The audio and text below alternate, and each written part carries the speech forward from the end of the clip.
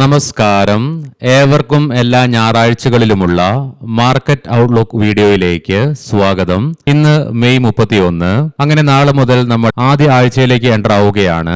വരാൻ പോകുന്ന ആഴ്ചയിൽ എന്തെല്ലാം ഘടകങ്ങളാണ് നമ്മുടെ മാർക്കറ്റിന്റെ ദിശയെ പ്രധാനമായും സ്വാധീനിക്കുന്നതെന്ന് വിശദമായി തന്നെ നമുക്ക് ഈ വീഡിയോയിൽ പരിശോധിക്കാം. അതിനു മുൻപേ വേഗത്തിൽ നമുക്ക് കഴിഞ്ഞ ആഴ്ചയിലെ ഇന്ത്യൻ മാർക്കറ്റിനെ കുറിച്ച് ഓടിച്ചു നോക്കിയിട്ട് വരാം. ആകെ 4 ട്രേഡിംഗ് സെഷൻ മാത്രമേ കഴിഞ്ഞ ആഴ്ചയിൽ ഇന്ത്യൻ മാർക്കറ്റിൽ ഉണ്ടായിരുന്നുള്ളൂ. മാത്രമല്ല തിങ്കൾ, ചൊവ്വ, ബുധൻ ട്രേഡിംഗ് സെഷനുകളിൽ 23,850 എന്ന ലെവൽ നിഫ്റ്റിക്ക് ഡൗൺ സൈഡിലേക്ക് വെള്ളിയാഴ്ച വരെ ശക്തമായ സപ്പോർട്ടായിട്ട് തന്നെ വർക്ക് ചെയ്തെങ്കിലും വെള്ളിയാഴ്ച ഉച്ചതിരിഞ്ഞ് 3 മണിയോടുകൂടി ഉണ്ടായ ശക്തമായ ഇടിവിനെ തുടർന്ന് 23,500 എന്ന സൈക്കോളജിക്കൽ ലെവലും നിഫ്റ്റിക്ക് ഡൗൺ സൈഡിലേക്ക് ബ്രേക്ക് ചെയ്യേണ്ടതായിട്ട് വന്നു. തൽഫലമായി വീക്ക്ലി ബേസിസിൽ 605 പോയിന്റുകളുടെ ട്രേഡിംഗ് റേഞ്ച് ആണ് കഴിഞ്ഞ ആഴ്ചയിൽ നിഫ്റ്റിയിൽ ക്രിയേറ്റ് ചെയ്യപ്പെട്ടതും 23,484 എന്ന ലെവൽ സപ്പോർട്ടായിട്ട് വർക്ക് ചെയ്തപ്പോൾ അപ്പർ സൈഡിൽ 24,089.80 എന്ന ലെവലിൽ നിന്നും കഴിഞ്ഞ ചൊവ്വാഴ്ച നിഫ്റ്റിക്ക് റെസിസ്റ്റൻസും നേരിടേണ്ടതായിട്ട് വന്നു. മാത്രമല്ല വെള്ളിയാഴ്ച വരെ വീക്ക്ലി ബേസിസിൽ നിഫ്റ്റിക്ക് നേട്ടം കൈവരിച്ച് തുടരുവാനായെങ്കിലും ഉച്ചതിരിഞ്ഞ് 3 മണിയോട് നേരിടേണ്ടി വന്ന ശക്തമായ ഇടിവിനെ തുടർന്ന് വീക്ക്ലി ബേസിസിൽ നേടിയിരുന്ന നേട്ടങ്ങളെയൊക്കെ ചോർന്നു പോയതിന്റെ ഫലമായിട്ട് നഷ്ടത്തോടുകൂടി വ്യാപാരം അവസാനിപ്പിക്കേണ്ടതായിട്ടും വന്നു.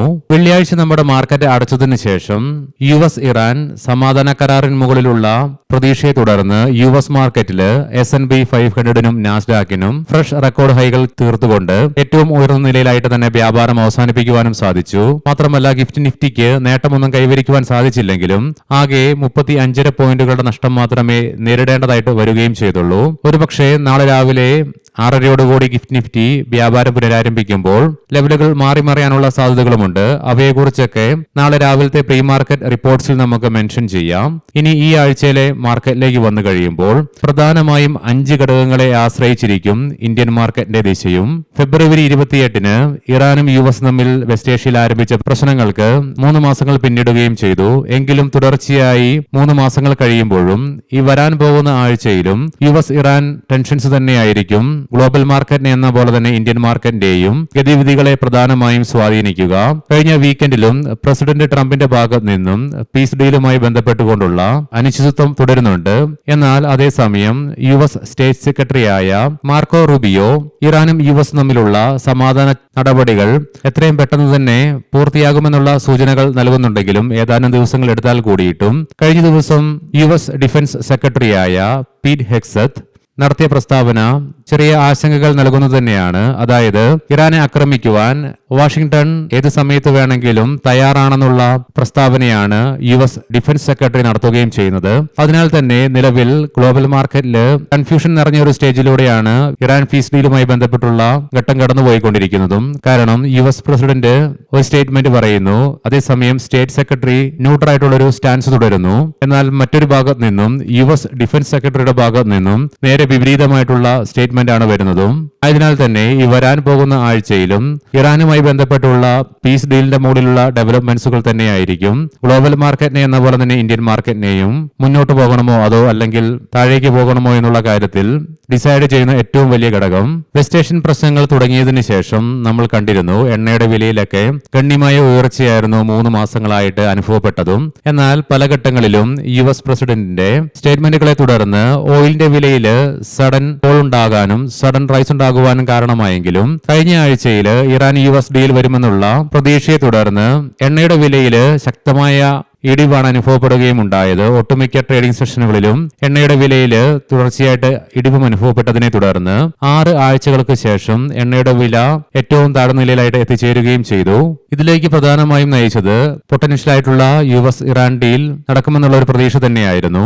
എങ്കിലും വെള്ളിയാഴ്ച നമ്മുടെ മാർക്കറ്റ് അടച്ചതിന് ശേഷം ബ്രെന്റ് ക്രൂഡിന്റെ വിലയിൽ 1.25%-ലേറെയും ക്രൂഡ് ഓയിലിന്റെ വിലയിൽ 0.5%-യും നേരിയ ഉയർച്ച രേഖപ്പെടുത്തുകയും ചെയ്തു. എന്നാൽ വരുന്ന പുതിയ റിപ്പോർട്ടുകൾ പ്രകാരം ഇറാൻ ഔദ്യോഗികമായി തന്നെ ഹോർമസ് കടലിടുക്കിന്റെ കൺട്രോൾ ഏറ്റെടുക്കുവാനായിട്ടുള്ള നിയമ നടപടികൾ ഇറാൻ പാർലമെന്റിൽ പാസാക്കാനുള്ള പ്രക്രിയകൾ പൂർത്തിയാക്കിക്കൊണ്ടിരിക്കുന്നു എന്നുള്ള റിപ്പോർട്ട്സും വരുന്നുണ്ട്. അതായത് ഇറാന്റെ ജുഡീഷ്യറിയും ലെജിസ്ലേഷനും ഒന്നിച്ചു തന്നെ ഹോർമസ് കടലിടുക്കുമായി ബന്ധപ്പെട്ടുള്ള പുതിയ നിയമനിർമ്മാണങ്ങൾ സംയുക്തമായിട്ട് തന്നെ പാസാക്കാം. കൂടാതെ കഴിഞ്ഞ ദിവസം ഇറാന്റെ ഭാഗത്ത് നിന്നും വ്യക്തമായിട്ടുള്ള പ്രഖ്യാപനം വരികയും ചെയ്തു. അതായത് ഹോർമസിലൂടെ കടന്നു പോകുന്ന കപ്പലുകളൊക്കെ ഇറാന്റെ IRGCയുടെ ഭാഗത്ത് നിന്നും മുൻകൂട്ടിയുള്ള പെർമിഷൻ എടുക്കേണ്ടതായിട്ടുമുണ്ട്. മാത്രമല്ല IRGC ചൂണ്ടിക്കാണിക്കുന്ന പാതയിലൂടെ മാത്രമേ കപ്പലുകൾ സഞ്ചരിക്കാമെന്നുള്ള മുന്നറിയിപ്പും നൽകുകയും ചെയ്തു. മാത്രമല്ല വെടിനിർത്തൽ അനിശ്ചിതത്വം തുടരുന്നതിനിടെ US പ്രസിഡന്റ് ഇറാൻ കരാറിൽ ഭേദഗതികൾ വരുത്താൻ ശ്രമിക്കുന്നതായിട്ടുള്ള റിപ്പോർട്ട്സും വരുന്നുണ്ട്. എസ്പെഷ്യലി ഹോർമൂസ് കടലിടുക്കുമായി ബന്ധപ്പെട്ടുള്ള നിബന്ധനകളും യുറേനിയവുമായി ബന്ധപ്പെട്ടുള്ള നിബന്ധനകളും കർക്കശമാക്കാനാണ് അദ്ദേഹം പദ്ധതിയിടുന്നു എന്നുള്ള റിപ്പോർട്ട്സും വരുന്നുണ്ട്. ആയതിനാൽ തന്നെ ഈ വരാൻ പോകുന്ന ആഴ്ചയിൽ ഇറാൻ US പീസ് ഡീലിന് ഭംഗം വരികയാണെങ്കിൽ അത് വീണ്ടും എണ്ണയുടെ വില ശക്തമായി തന്നെ ഉയരുവാനും ഇടയാക്കും. കഴിഞ്ഞ ആഴ്ചയിലെ 4 ട്രേഡിംഗ് സെഷനുകളിൽ തിങ്കളാഴ്ച മാത്രം വിദേശ ധനകാര്യ സ്ഥാപനങ്ങൾ ഇന്ത്യൻ ക്യാഷ് മാർക്കറ്റിൽ 821.75 കോടി രൂപയ്ക്ക് ബൈങ് നടത്തിയെങ്കിലും തുടർന്ന് ചൊവ്വ, ബുധൻ, അവസാനം വെള്ളിയാഴ്ചയും അവർ സെല്ലിംഗ് തുടരുകയാണ് ഉണ്ടായത്. മാത്രമല്ല വെള്ളിയാഴ്ച MSCI റീബാലൻസിംഗുമായി ബന്ധപ്പെട്ടുകൊണ്ട് വിദേശ ധനകാര്യ സ്ഥാപനങ്ങൾ ഇന്ത്യൻ ക്യാഷ് മാർക്കറ്റിലെ ഈ അടുത്ത കാലത്തെ ഏറ്റവും ഉയർന്ന തുകയ്ക്കുള്ള സെല്ലിംഗ് നടത്തുന്ന കാഴ്ചയും കാണുവാനായി ഏകദേശം 21,000 കോടി രൂപയ്ക്ക് മുകളിൽ. തൽഫലമായി മെയ് മാസവും തുടർച്ചയായി അവർ മന്ത്ലി ബേസിസിൽ നെറ്റ് സെല്ലേഴ്സ് ആയിട്ട് ഇന്ത്യൻ മാർക്കറ്റിൽ തുടരുകയും ചെയ്തു. മാത്രമല്ല 2024 സെപ്റ്റംബറിന് ശേഷം $53 ബില്യൺ അവർ ഇന്ത്യൻ മാർക്കറ്റിൽ നിന്നും വിറ്റിറങ്ങുകയും ചെയ്തത്. ആയതിനാൽ തന്നെ ഈ വരാൻ പോകുന്ന ആഴ്ചയിലും വിദേശ ധനകാര്യ സ്ഥാപനങ്ങളുടെ ആക്ഷൻസ് കീനായിട്ട് തന്നെ വാച്ച് ചെയ്യേണ്ടിയിരിക്കുന്നു. ഇന്ത്യൻ രൂപയ്ക്ക് കഴിഞ്ഞ ആഴ്ചയിൽ മിക്ക ട്രേഡിംഗ് സെഷനുകളിലും നേരിയ നേട്ടം കൈവരിക്കുവാനായെങ്കിലും വെള്ളിയാഴ്ച ഏപ്രിൽ 2 ശേഷം അഥവാ 2 മാസങ്ങൾക്ക് ശേഷം ഏറ്റവും വലിയ സിംഗിൾ ഡേ ഗെയിനും നേടുവാനായി തൽഫലമായി 53 പൈസയുടെ നേട്ടം കൈവരിച്ചുകൊണ്ട് 95.05 എന്ന ലെവലിലായിട്ട് ക്ലോസിംഗും രേഖപ്പെടുത്തുവാനായി.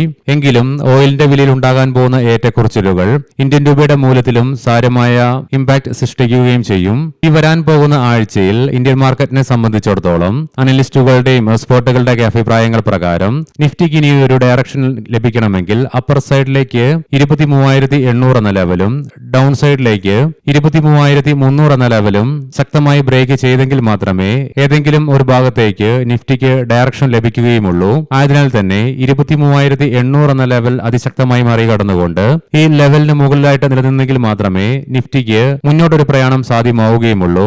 അതേസമയം ഡൗൺ സൈഡിലേക്ക് 23,400, 23,300 എന്നീ ലെവലുകൾ ബ്രേക്ക് ചെയ്യേണ്ടതായിട്ട് വന്നു കഴിഞ്ഞാൽ ഒരു പക്ഷേ സെല്ലിംഗ് പ്രഷറും വർദ്ധിച്ചേക്കാം. പ്രത്യേകം ശ്രദ്ധിക്കുക, ഇത് ട്രേഡ് റെക്കമെൻഡേഷൻ അല്ല, അനലിസ്റ്റുകളുടെയും എക്സ്പേർട്ടുകളുടെ അഭിപ്രായങ്ങൾ മാത്രമാണ്. എഡ്യൂക്കേഷൻ പേർപ്പസിന് വേണ്ടിയിട്ടാണ് ഈ ലെവലുകൾ വിശദീകരിക്കുകയും ചെയ്തത്. കഴിഞ്ഞ ആഴ്ചയിൽ തിങ്കൾ, ചൊവ്വ, ബുധൻ ട്രേഡിംഗ് സെഷനുകളിൽ ഏകദേശം 17% ഇടിവ് ഇന്ത്യ വിക്സിൽ രേഖപ്പെടുത്തിയെങ്കിലും വെള്ളിയാഴ്ച 8% ഉയർച്ചയോടുകൂടിയിട്ടാണ് ഇന്ത്യ വിക്സ് ക്ലോസിംഗും രേഖപ്പെടുത്തുകയുണ്ടായത്. എങ്കിലും വീക്ക്ലി ബേസിസിൽ 9.6% ഇടിവോടുകൂടി 15.33 എന്ന ലെവലിലായിട്ട് ക്ലോസിംഗും രേഖപ്പെടുത്തുവാനായി. വെസ്റ്റ് ഏഷ്യൻ പ്രശ്നങ്ങൾ തുടങ്ങി 3 മാസങ്ങൾക്ക് ശേഷം ഇതാദ്യമായിട്ടാണ് ഇന്ത്യ വിക്സ് ഇത്രയും താഴ്ന്ന നിലയിലേക്ക് എത്തിച്ചേർന്നതും. ഈ പറഞ്ഞ ഘടകങ്ങളെയൊക്കെ ആശ്രയിച്ചിരിക്കും വരാൻ പോകുന്ന ആഴ്ചയിൽ നമ്മുടെ മാർക്കറ്റിന്റെ ദിശയും. ഇനി നമുക്ക് ഇന്നത്തെ പ്രധാനപ്പെട്ട സ്റ്റോക്കിംഗ് ന്യൂസുകൾ പരിശോധിക്കാം. മുൻകൂട്ടി ഓർമ്മിപ്പിച്ചുകൊള്ളട്ടെ, ഇത് ഒരു ബൈ ഓർ സെൽ റെക്കമെൻഡേഷൻ അല്ല.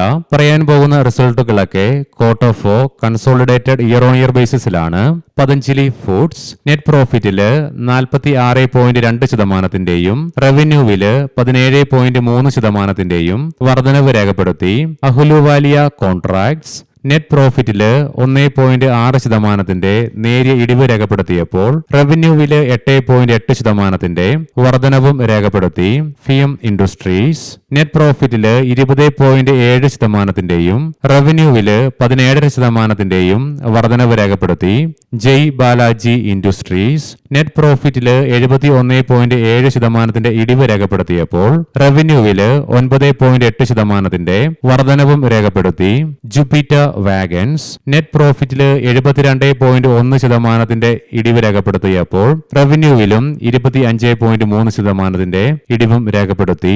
ഗുജറാത്ത് ഗ്യാസ് നെറ്റ് പ്രോഫിറ്റില് 46.4%, റവന്യൂവില് 3.4% ഇടിവ് രേഖപ്പെടുത്തി. MMTC കഴിഞ്ഞ വർഷം ഇതേ ക്വാർട്ടറിൽ 2.2 കോടി രൂപ നെറ്റ് പ്രോഫിറ്റിൽ നിന്നും ഇത്തവണ 126 കോടി രൂപയായിട്ട് നെറ്റ് പ്രോഫിറ്റ് വർദ്ധിപ്പിച്ചു.